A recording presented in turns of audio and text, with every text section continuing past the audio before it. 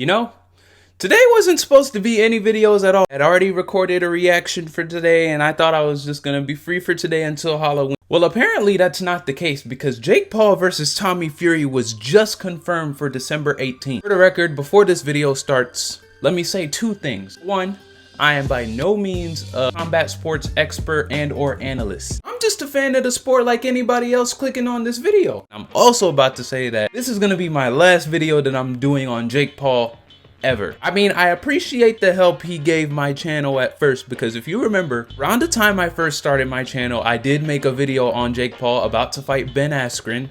And for a channel of my size, that video did pretty well. But at the same time, while I'm grateful for the views it gave me, in hindsight, that fight made no sense. Why are you putting someone who's not well known for striking in a boxing match? That's like me putting someone whose leg just got amputated in a foot race. But before we get into the logistics of things and talk about who we think is gonna win, let's get the facts straight. Jake Paul is finally boxing a boxer.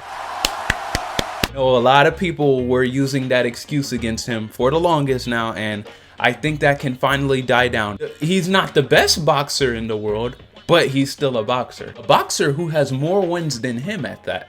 So I think that stands for something. He's definitely not fighting no retired UFC Olympian, and at the same time, he's not fighting people leagues above his own. Listen, man, Jake, you're not touching Canelo. You're not touching Canelo ever. If you get in the ring with Canelo Alvarez, you will be Thanos snapped out of existence. Do you understand that? That's their marketing. That's the Paul brothers marketing. They're smart at what they do, and they don't get enough credit for that. That's something you gotta give them. Enough about Jake and let's talk about Tommy. The stakes are high. If he loses this fight or even struggles, according to his dad, for one, he gets disowned. Two, he changes his name from Tommy Fury to Tommy Fumbles. What? Again, about Jake's marketing.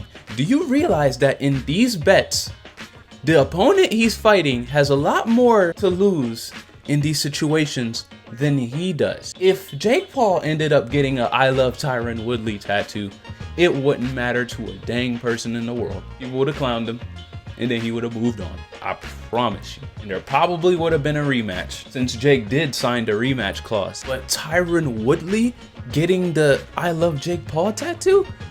Do you know how bad of a look that is? Tyron Woodley, a respected welterweight UFC champion, getting I love Jake Paul, a YouTuber / Disney Channel kid, on my middle finger or whatever. It doesn't matter where he got that tattoo. It could have been his crotch for all that matters. You still put I love another man's name on your skin permanently.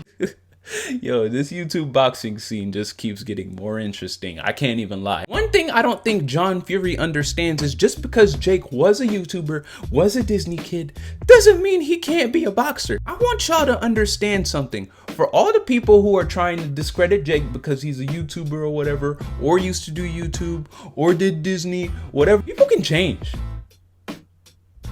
Yeah. I know it's crazy. People can change. Look at Orlando Brown. If you're not sold on that picture perfect example, let me give y'all a little revelation. Tupac did ballet.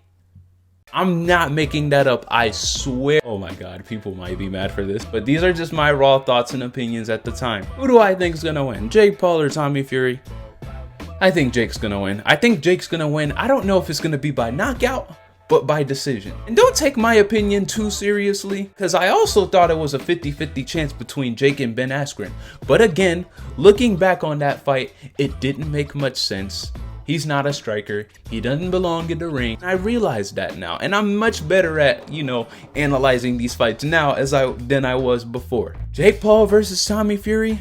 Let me know what you guys think in the comments about this fight. It's been in the talks for a while, so I can't really say I'm surprised. I'm willing to watch this. My money's leaning on Jake just a little bit. Tommy's not really known for fighting big level guys. I mean, neither is Jake, but Tommy has fought bums. And for him to have struggled against an Anthony Taylor, like, who is that? This dude was ready to reject a $1 million offer for this fight when the most Tommy's ever been paid was on Jake's undercard.